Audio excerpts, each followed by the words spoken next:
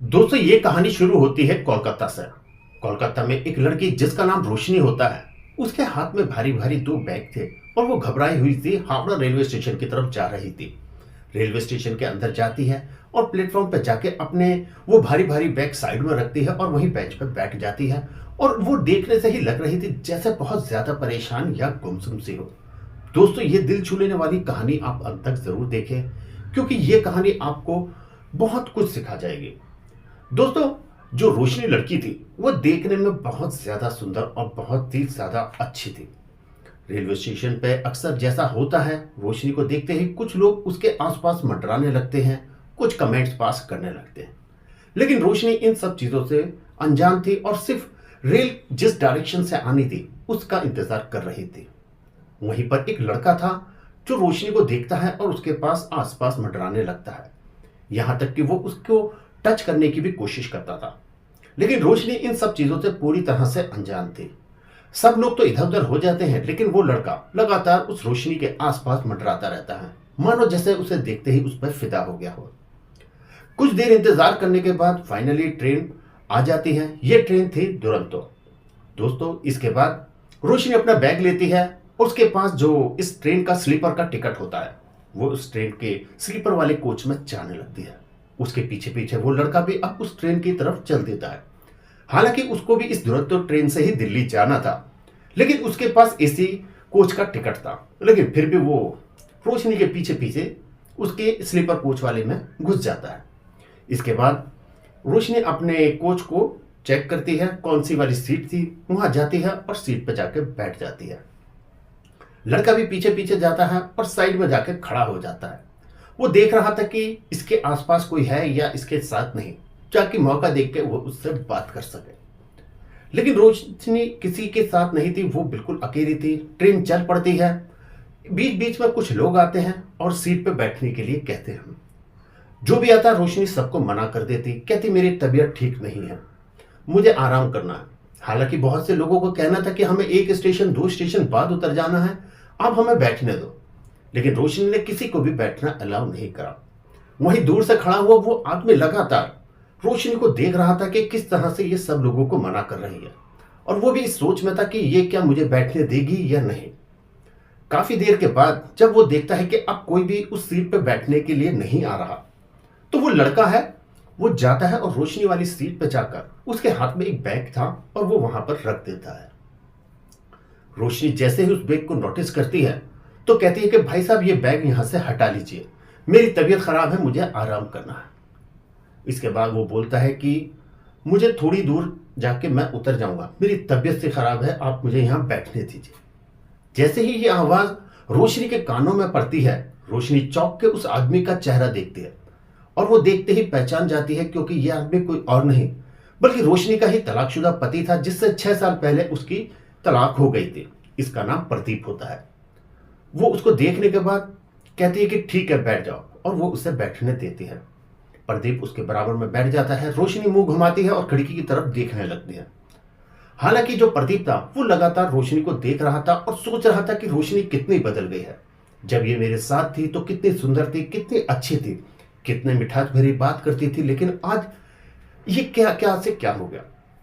काफी देर तक वो कोशिश करता है कि मैं किस तरह से बात करूं, लेकिन फिर वो कोशिश करके बोलता है कि रोशनी कहाँ जा रही हो। वो कहती है कि दिल्ली जा रही हूँ।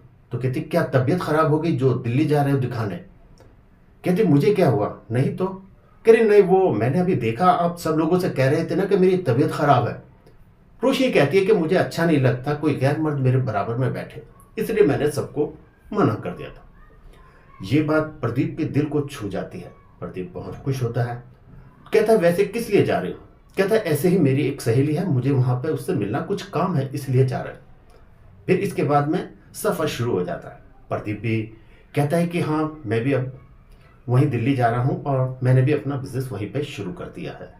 दोस्तों इसके बाद थोड़ी थोड़ी उन दोनों के बीच में बातें होने लगती हैं। हालांकि बातें थोड़ी थोड़ी थी, ऐसे ही करते करते अब खाने का समय आ जाता है। इसके बाद रोशनी अपने बैग को खोलती है और उसमें से एक टिफिन निकालती है और खाने के लिए बैठ जाती है।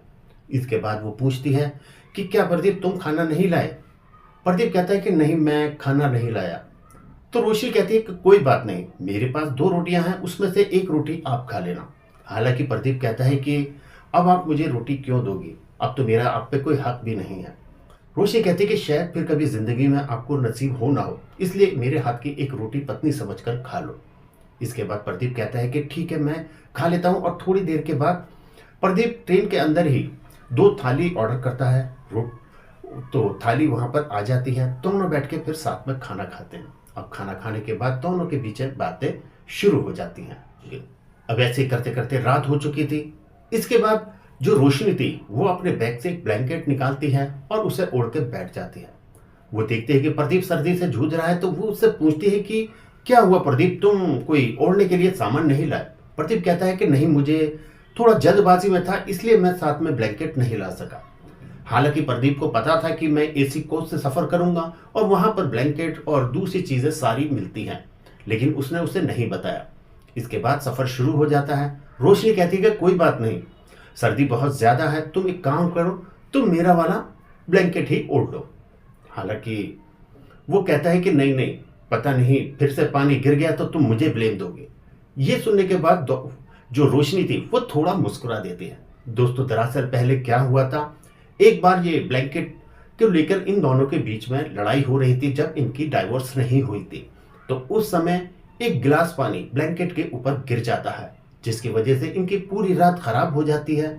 और उस समय सिर्फ एक ही ब्लैंकेट था और इस वजह से उनको पूरी रात बिना ब्लैंकेट के गुजारनी पड़ती है। और इन दोनों के बीच सिर्फ इस बात की लड़ाई होती है कि तेरी गलती थी या तेरी गलती थी।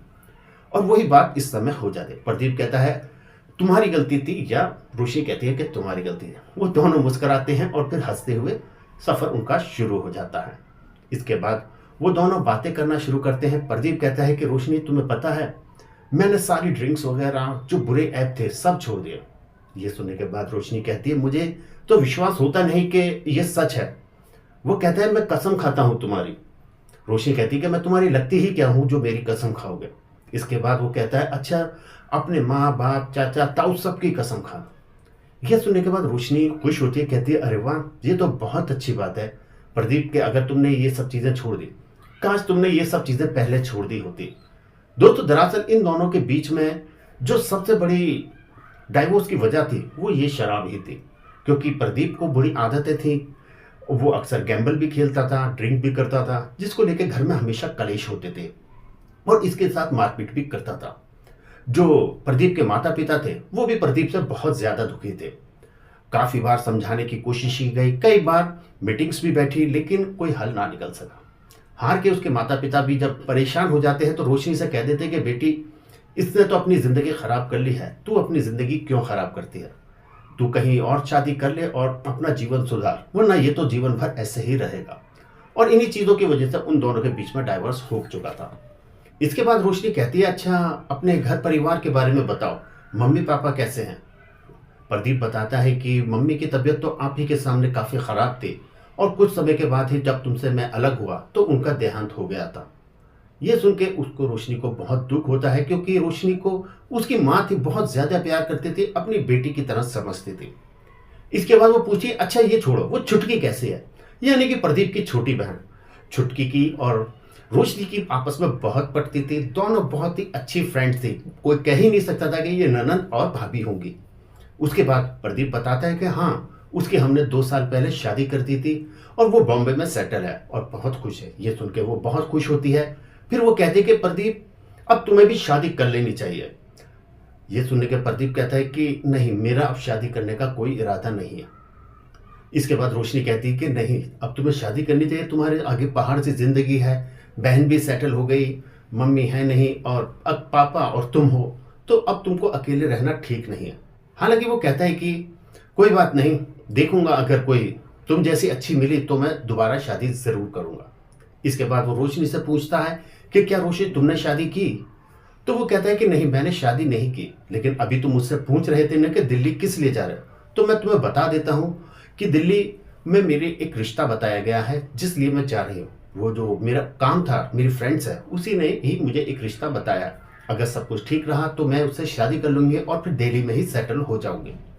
इतना सुनने के बाद प्रदीप थोड़ा दुखी हो जाता है, क्योंकि इस समय प्रदीप के मन में बहुत सी भावनाएं भड़क रही थी और वो कहना चाहता था कि रोशनी मेरी जिंदगी में वापस लौट आओ।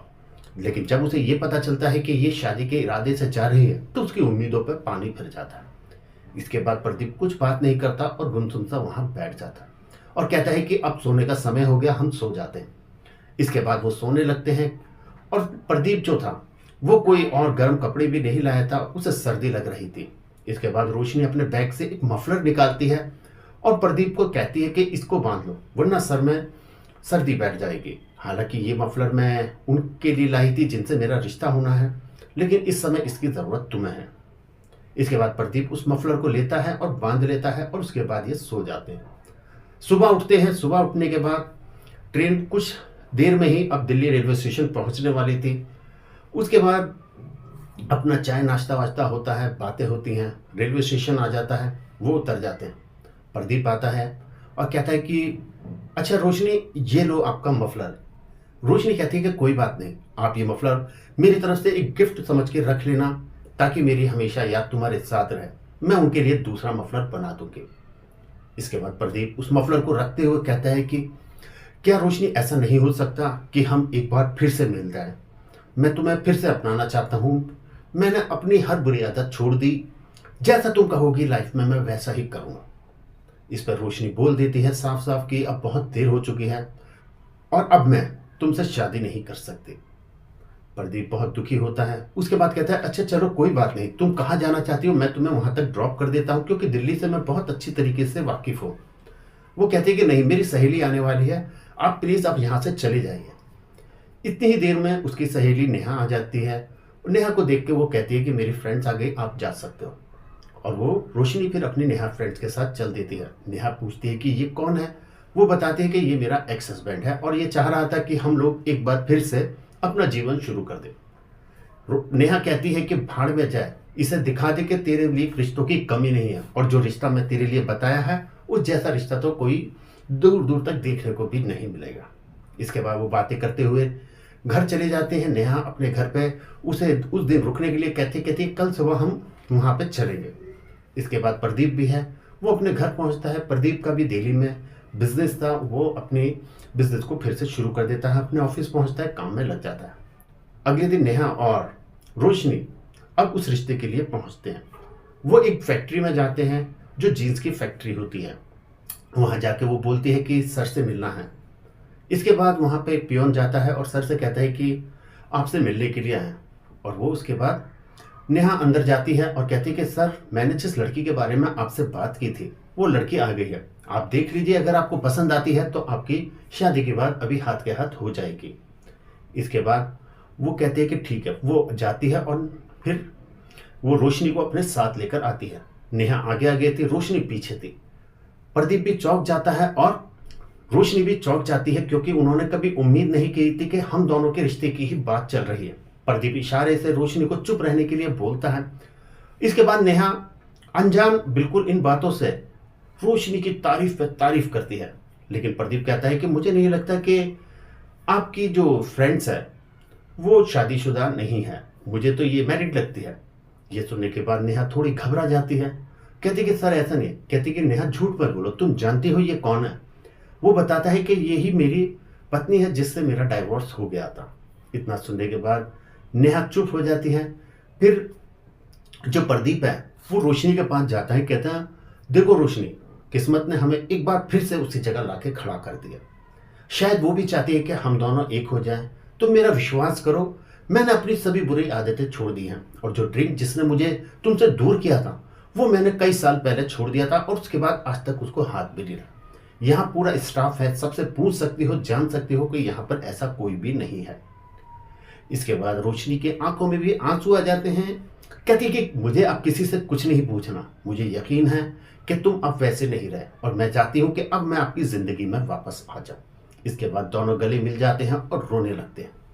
वो थोड़ी देर के बाद प्रदीप नेहा से कहता है कि अच्छा नेहा, तुमने इतना झूठ तो बोल दिया, क्या तुमने ये भी बोला था कि मेरी शादी हुई है या नहीं? नेहा हंसते हुए कहती कि नहीं नहीं सर, ये तो मैंने बता दिया था कि आप तो ऑलरेडी मैरिड थे लेकिन आपकी डाइवोर्स हो गई थी। इसके बाद प्रदीप उससे कहता है रोशनी से कि चलो रोशनी, अब मैं तुम्हें घर लेके चलता हूँ। वो अपने घर लेके जाता है। घर पे उसके पिताजी होते हैं। पिताजी देखते ही बहुत खुश होते हैं कि बेटा ये क्या? कहता है कि मैं आपकी बहू को वापस ले आया जैसा मैंने आपसे वादा किया था। इसके बाद वो बहुत खुश होते हैं और सिर्फ 3 दिन के बाद ही उन दोनों की शादी करवा दी जाती है और इसके बाद दोनों खुशी-खुशी रहने लगते हैं। दोस्तों क्या कहना चाहेंगे आप इस कहानी के बारे में? क्या कहना चाहेंगे प्रदीप के बारे में, रोशनी के बारे में? आपकी जो भी राय हो कमेंट्स बॉक्स में ज़रूर बताएँ। वीडियो अच्छी लगे तो वीडियो को लाइक करके चैनल को सब्सक्राइब ज़रूर करें।